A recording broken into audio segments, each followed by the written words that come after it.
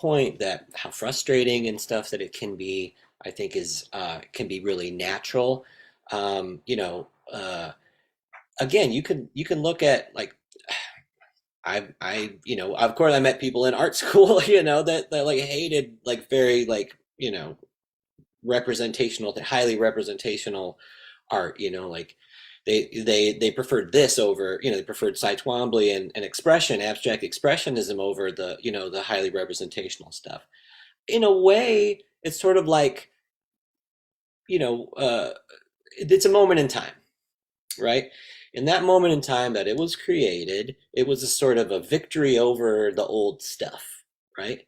And now, you know, again, it's sort of the needle always moves back and forth. And so, you know, the way that like the way that we appreciate more rendered things, more recognizable objects, you know, like things that can be recognized as, you know, particular things and objects. Perhaps that's what one prefers in a work of art. But it's, you know, like it can become hegemonic. It can become almost pernicious in a certain way. Like, you know, like it has to be this certain level or it's no good. I don't know if anybody here likes Van Gogh's work, you know what I mean? But like if you like Van Gogh, it's like in his time, he was totally unappreciated. And people hated that shit. You know what I mean? Like, and if you look at it, it's like very stylized. It's very like, you know, it's a million little brush strokes all over the place. It's like it resolves into this beautiful thing, I think. But again, it's sort of like it's not very, you know, it's not the highly polished, you know, sort of stuff, Now, neoclassical, you know what I mean? now, Yes. to throw everyone here for a loop, Mhm. my coup de grace. This is an artist that I highly admire for their explanation behind why they created these works of art and for their intention behind it. Um, Certain people have that same kind of emotion that I have to Cy Twombly's work to this person's works of art, and I want to see. Wish there was a way I could go through and kind of like hide the upper edge of this. Let me see if I can do. You want us to guess who it Um, is? yes. Okay. I'll All try right. not to look at the answer. I can't do that. That's I no love good. I love this game. Okay. Let's do. Maybe this will work. And then I'll just do this. That'll be here. I'll minimize that one. Where is? Okay. There's that. That. And I'll put this on a different. Yeah. There we go. Okay. And if you know, don't shout it out right away. But this is one of my most favorite works of art ever. Ooh, I know.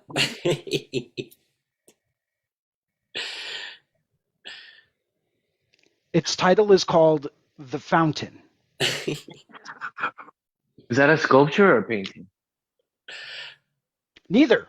It's a urinal. Yeah, totally. I dig it. It's an actual legitimate I urinal, like it. like fully functional. It's a ready-made. How about Yes. that? This is one of an artist named Marcel Duchamp. He came up with a whole series of works of art called ready-made art, right? And that was kind of like his interpretation of what modern art should be, right? Where it's not necessarily about what you create, it's about the fact that I am an artist and what I say is art, right?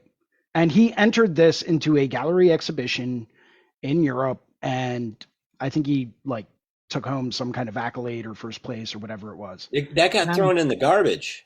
yeah, it did. Yeah, that It got did. They had to retrieve it. they kicked it out. Yeah, they kicked him out for that. But that It No was was his way. not well concept. received in its His moment. idea was Yeah, that I am an artist, yeah. and if I call this art, it is art. And that's So, the way it was, so right? thanks to him, they sold that banana at the Art Basel for three That's million right. dollars. That's exactly right. Another one of his ready-mades. I think Bicycle wheel on a stool. yeah, there's one at the Art Institute in Chicago. It's a tie rack, Yeah. um, and it's it is just an old tie rack. But then I mean, again, you contemplate it as a work of art, and then its placement in the temple of culture that is the museum, and then you So here's where I draw like the difference between the two. There is, in my personal opinion here, there is, even though Marcel Duchamp wasn't the one that created anything here, I believe that he recognized the craftsmanship and the artistic ingenuity within each of these elements, right? Look at the fountain, for example. There was someone that had to go through, that had to create that, had to shape it, had to manufacture it. They had to put their hands on it and mold it to be very specific. So ergonomical. Someone had to think of that. Yes, Someone did, it's right? got form and function, Okay. So there's which is craftsmanship artistic. involved in it. Now, because creating a bicycle wheel, you can't have a lopsided bicycle wheel. It has to be in a circle, right? That requires a level of craftsmanship, right?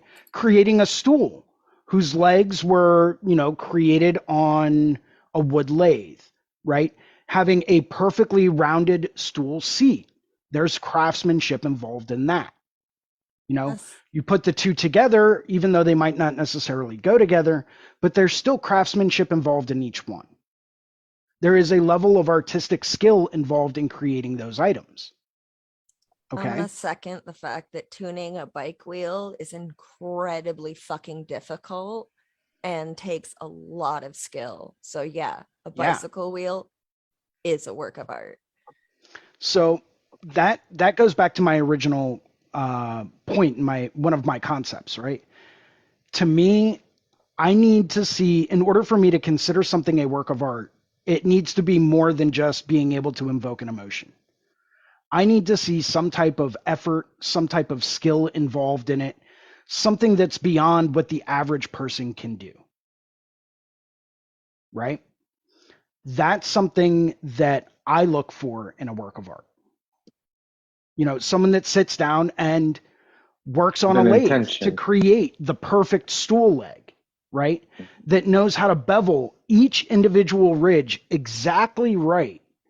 And they know that because they've done it over and over and over and over again to create that level of craftsmanship and that level of quality. And they've developed the artistic skills necessary to create all manner of things that are outside what the average person would be able to create. That's one of my personal definitions of art. I'm here's not saying where that's here's where blanket, but I want to agree.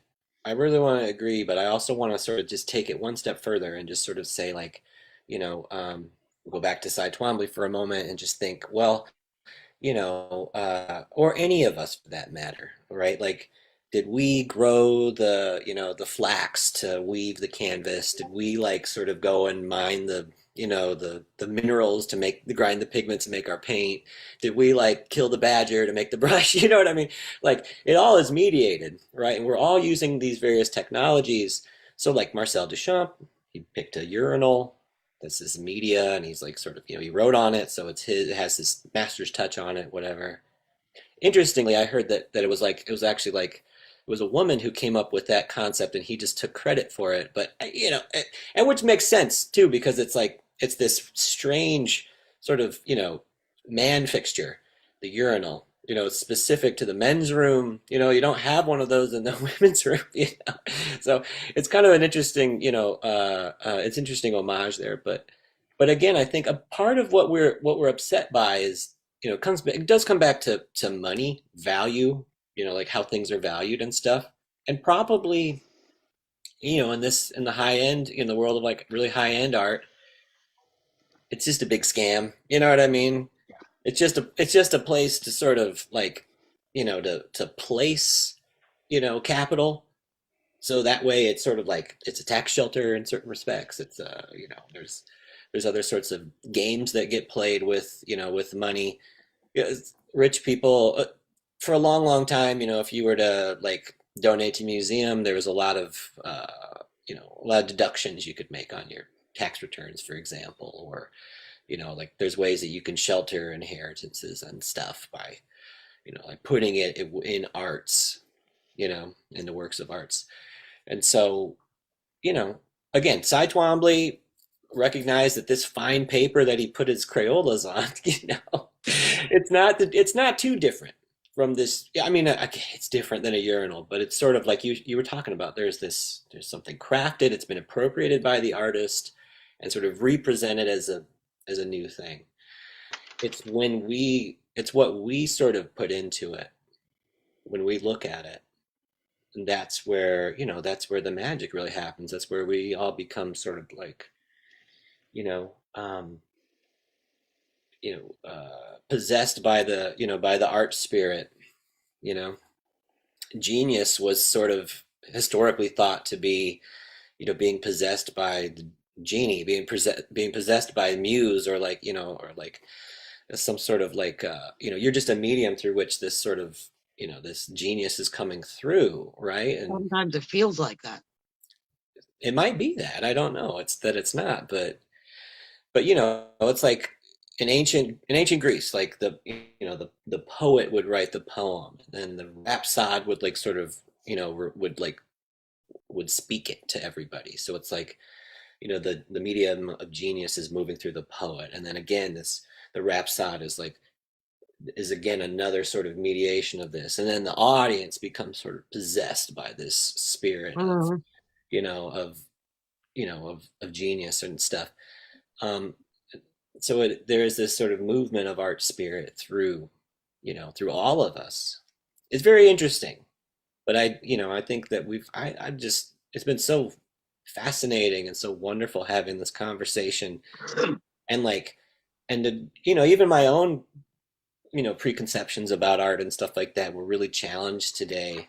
And I really I think that's the um to Medusa's point earlier about how like sometimes these things can make us feel stuff. Maybe then that's the thing that That's you know, the point. yeah, becomes a big part of the point for sure.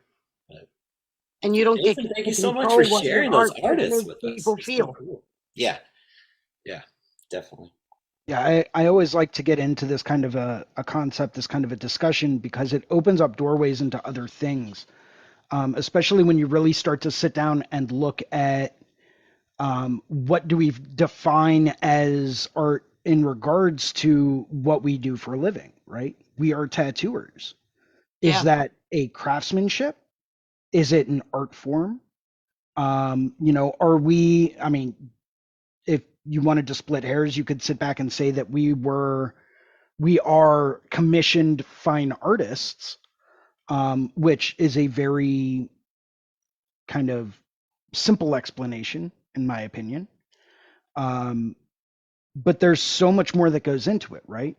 When you look at historically the craftsmanship behind tattooing and what tattooers used to have to do in order to execute any given tattoo, it really starts to ask the question like, what is tattooing a form of fine art?